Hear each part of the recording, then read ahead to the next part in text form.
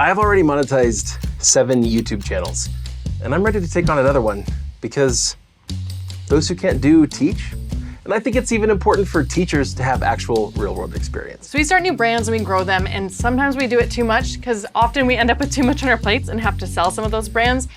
But Ricky has been wanting to make this specific topic on a YouTube channel for years now, right? And it's one that I want to continue to own and continue to build for many years to come. So as with pretty much any YouTube channel, our goal is to grow it and start making money as fast as possible. Now, to get monetized with the YouTube Partner Program, we need at least 1,000 subscribers, 4,000 hours of watch time, really kind of all those coveted landmarks, milestones that people are always aiming for.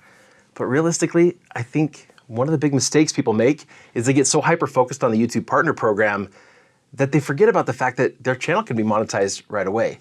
I made my first dollar on this channel after 2 weeks. Yeah, with no hard sales too.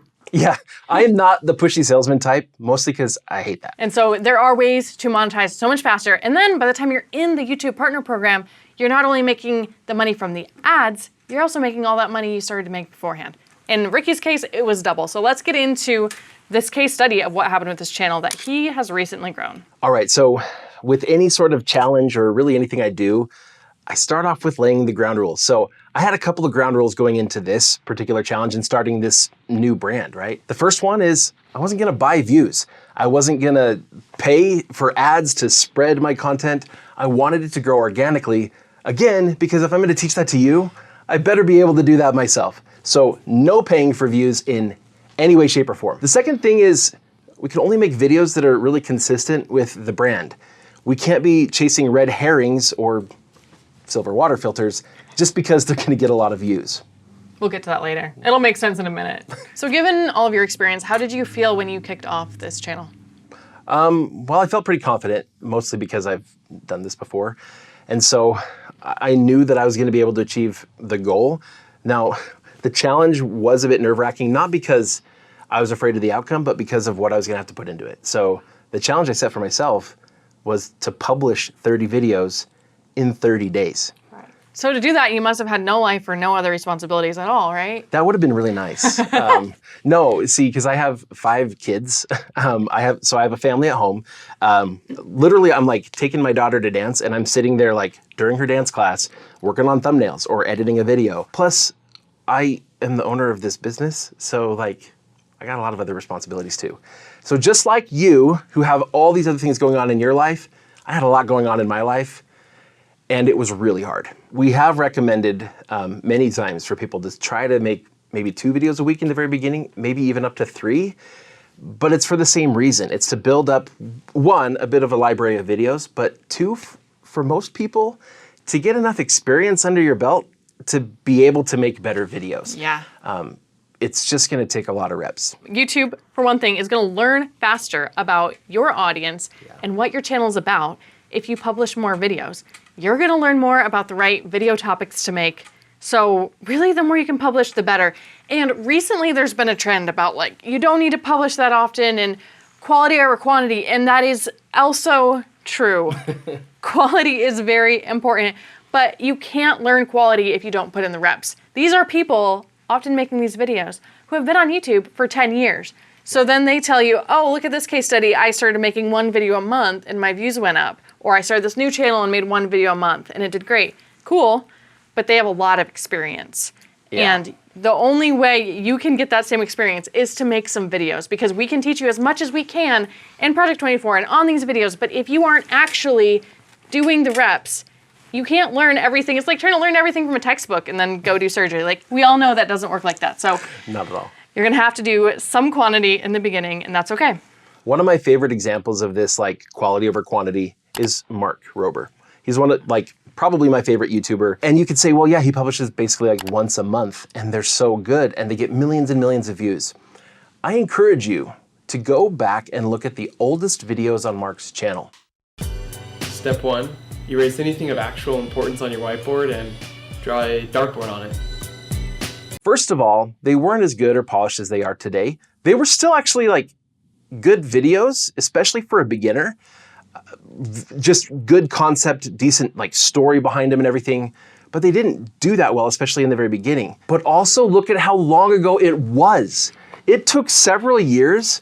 Like, think about the first Mark Rober video you ever saw where you were like, oh, this is cool. And suddenly you knew who he was. And look at how many years before that he was publishing. We want to speed up that time frame for you. And so that's part of why we're going to try to get in more reps more quickly. Yeah. What's surprising to me looking at this channel is you started off with a 30-day challenge, and this is one of many, many projects and aspects of your life. And it's just really cool to see that like this channel isn't super highly produced. It honestly is something that anyone could do. Even a new YouTuber could learn to do this very fast. I would say your ability to be comfortable on camera is probably the one thing that like is just going to take a lot of time. But most of the things about this channel, it's not crazy. Like if you hear, okay, he's been doing this for 9 years. I know that sounds scary, but we're gonna show you a little bit about this channel and hopefully you realize that it's actually not as hard as it seems. Right. I'll start off by saying like, especially for the first couple weeks, I planned, filmed, edited, made the thumbnail. I did 100% of it myself with I always have to be like totally honest. I cannot, if I realize I'm saying something that's not totally true, I have to correct it. The very first video was edited by Andrea, and the very first thumbnail was made by Andrea, and it's because I had filmed that beforehand, before I realized I was gonna do this challenge. So she already had that one ready to go, so I had a 1-day head start. But after that, I did all of the work myself for a couple of weeks. That reminded me of just like how much work you have to do. And like I say, I didn't have like the whole workday to do this. So there were a lot of evenings I was up late. I was doing exactly the same kinds of things you would do. Yeah, so really not pro level stuff because he didn't have time every single day to make a pro level video. Right. And you still got to your first $1 within 2 weeks, is that correct? 2 weeks. It was almost exactly 2 weeks. And I did not make it from the YouTube Partner Program. I made it from the most basic and easiest to get into affiliate program there is, Amazon. We mentioned earlier in this video, I don't do strong sales pushes. So all that happened was in some of the videos, I use some products. Sometimes I'm even reviewing products and I tell you what they are. And then I say, I link to them in the description. That's it. Like that's as strong of a sales push as I'm making on any of these products. So another interesting thing is right off the bat, you were getting a few comments of people suspecting that maybe you had experience. I did. And lest you think that there's something different and why am I getting comments when you might not be getting like any comments on a new channel. I don't get very many comments. But a few of the comments I got were people saying things like, wow, like you're good on camera. You look like you know what you're doing. I don't remember word for word what they said, but there were at least a few of people saying it clearly looked like I was a little more polished than the average new channel. I mean, just good lighting, a decent camera, decent audio. I mean, even the camera, like it helps. But as long as you're in focus and you have good audio and good lighting, like that gets you a long way. You don't have to buy fancy equipment. I know it's a cliche to say that, you really don't. In fact, we have a video about simple setups, simple cheap setups, I'll link it here. Okay, so your stats looked really good after 30 days, but then what's going on here? Something happened in this graph. So I get to the end of 30 days and it's like, I have 310 subscribers. It's like, I'm a third of the way there. And it's actually better than that because it's been growing. And so if I just could have maintained the pace of subscribers I had at that moment, I did the math, it would have taken me about 23 more days. That's it. Less than 2 months. Less than 2 months. To get monetized with the YouTube Partner Program. Right. Same thing with watch time. I was at 1,400 hours and it would have taken about 26. Like within 3 more weeks, basically, I'd have been there. And I think it would have been less actually. Probably. So we I was still noticed, right. If you had not increased at all, if you just stayed at this 30-day pace, but you kept increasing your number of subscribers every day. It wasn't just like flatlined. Yeah. And so you were saying you think you probably could have done it if you had continued to publish maybe 2 to 3, maybe 4 videos a week, not 7. Yeah. No, I think if I'd backed off from 7 to 3, it probably would have happened within 2 months, maybe even within a couple more weeks. Yeah. And part of the reason I'm confident about that is when I stopped at the end of 30 days, first of all, it was like a week till I published again. It took 6 days to notice any change in the stats. Not for it to drop. For the next 6 days, it continued upward. But then it's like it hit a cliff. After 6 days, YouTube's like, what is going on? And all of a sudden, all the numbers are lower, but still not bad level. I think a lot of people would be happy with those numbers because over the course of the next few months, like literally the next 3 months, I was publishing sporadically for the whole rest of the year. Like I'd do 2 videos maybe in the same week and then nothing for 3 weeks. And then I'd do 3 weeks in a row, but then nothing for like a month. And that happened until about mid-January. And still, by the end of January, I had my 4,000 hours of watch time. Yeah, you're still growing. And so I don't want you to feel so much pressure where you think, oh, okay, so I have to do this every day for the rest of my life. And if I miss 7 days, then it's going to drop off a cliff. It kind of holds for a little longer. Like, it did. That's really not that bad. But we do know if you had had the time, it would have been better to publish a little more consistently, even though you have no intentions of continuing with daily publishing. Especially because the videos I was publishing at that point, even the ones that were more sporadic, were of kind of the same amount of effort as the ones during the 30-day challenge. So I, to this day, have not had the opportunity to really put as much into this channel as I'd like to, if it were like the one thing I was doing. But starting in mid-January, I did get on a schedule of publishing weekly. I don't know that we've really missed a week since then. Yeah. And it took a while of doing that, but we saw the numbers start to pick up, especially like in the spring and stuff. And even just in the last couple of weeks, we've seen it start to really pick up. And so even if you can only publish like weekly, just know it's going to take a bit longer, but eventually like YouTube's going to pick it up, especially if you follow a lot of these other things that we've talked about, your on-camera presence, your baseline quality not being really bad. And then just, I don't know, we've got I think just a few more little tidbits that I think helped me with this channel and that are still helping today. And baseline quality, like there is baseline quality that a lot of people don't have. Yeah. But again, with this channel, you might even notice the thumbnails.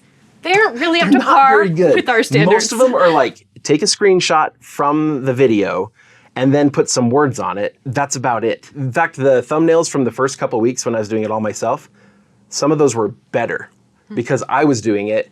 And so I was taking a minute when I was filming the videos to just snap a photo of exactly what I wanted, rather than just relying on trying to find a screen grab where my mouth was not like doing something stupid. Okay, so there's this basic formula that we have seen again and again on all the channels that we build, and we've gone over a lot of them. So there's like that baseline quality we talked about. Doesn't have to be perfect.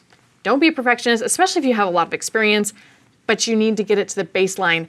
And P24 can really help with that because you get a second set of eyes on things. Either way, it's going to take some time to get those skills, right? And like really clear guidance too, right? It's like, use this mic, go get like this type of light. You don't have to spend a fortune. We're going to guide you on that stuff. And we're just going to set that baseline quality and you're never going to have to think about it again. Another thing is just, as we saw, publishing as often as possible to get those reps in early on. And then time and connecting with your audience, which is something we didn't talk about yet. So how did you do this on Pantry Prep? Let me just rapid fire a few specific things that we did. First of all, I started off by trying to be very personable. I referred to the audience as my friends. I'd start off most every video as like, welcome back, my friends, or it's good to see you, my friends. Obviously, I don't see them, but you know, it's like a normal greeting. Anyway, so I refer to them though as my friends, and I talk to them as if they were my friends. I also, for the 30 days, wore plaid in every video. I kind of hoped it would turn into like a joke. Nobody really like picked up on it as a joke, but it was like kind of a tradition. Now it's either like plaid or a t-shirt. I have this very, like, if you are into preparedness and into like gardening and all that kind of stuff, like you're gonna wear similar things to what I wore. So I dressed the part, which is pretty easy. That's like my wardrobe anyway. So just play around with traditions. The first thing you try may or may not work.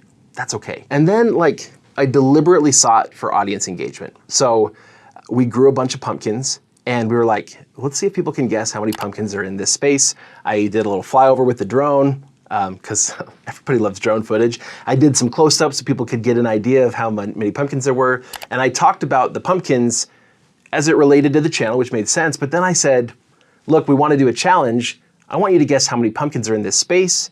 And whoever gets the closest, I'm gonna mail you one of your choice. And at the end of the day, like, I just had to mail a pumpkin. And I let them choose from ones that, like, the biggest one was like this big. So it seems like, well, I can't afford to mail every subscriber a pumpkin. Like, okay, that subscriber's gonna be loyal for life, but is it worth it? No. But it's those kinds of things. Everybody that commented and entered that contest felt some amount of buy-in and connection. And it's just like, you're just doing cool things. You're having fun with your audience. It's not about the numbers all the time. It's just that kind of a challenge. It's like not something you can take too seriously. The idea wasn't even mine. It was my wife's idea. And she's just like, you got to do this. And I'm just like, oh my gosh, that's so silly, right? Like, who wants me to mail them a pumpkin? But still, like, I saw the brilliance of it, because when you get your audience to engage, you get them to comment with the number that they're guessing, you get them to kind of hope they win, even though it's a trivial prize. So you don't have to mail your audience something, but look for ways to feel that connection with your audience and make them feel a connection to you. Another thing, I'm gonna give you some cliff notes on branding, because you talked about traditions, and people get real complicated with marketing, and I know it's a huge industry, but here's some quick tips that'll get you like 80% of the way there. Marketing's a little different. Marketing gets into sales, but branding, let's say branding, is mostly just repetitive traditions such as plaid, or saying, hey friends, plus being consistent with all those things. So a casual plaid shirt matches the casual greeting. So you need some combination of just being consistent with who you are, because if there's too many juxtapositions, it doesn't feel genuine. A couple can be very funny. Right. Too many starts to feel weird, and it doesn't really feel genuine. If you can just get things repetitive though, it really kind of becomes a thing. And you might think, well, a plaid shirt, like, how is that a joke? You'd be surprised at the kinds of things that have become jokes just because we were repetitive about them. They feel like they're part of your crew when they start to notice these little repetitions, because then it's like they've been around long enough to notice it's a thing. And then the new people are like, what is this? They see it in the comments and they want to be on that too. So yeah, I'm a part of the crew of the TV show Psych. There's a pineapple in every episode. I did not know that. Yeah, it's there. Easter eggs. Easter eggs can be amazing traditions. Okay, speaking of traditions and jokes, we mentioned silver water filters at the beginning, which if you watched Pantry Prep, you might know what that is. We don't have time for that, I don't think. So we're gonna make another video about it eventually, and we'll link it here when that's ready.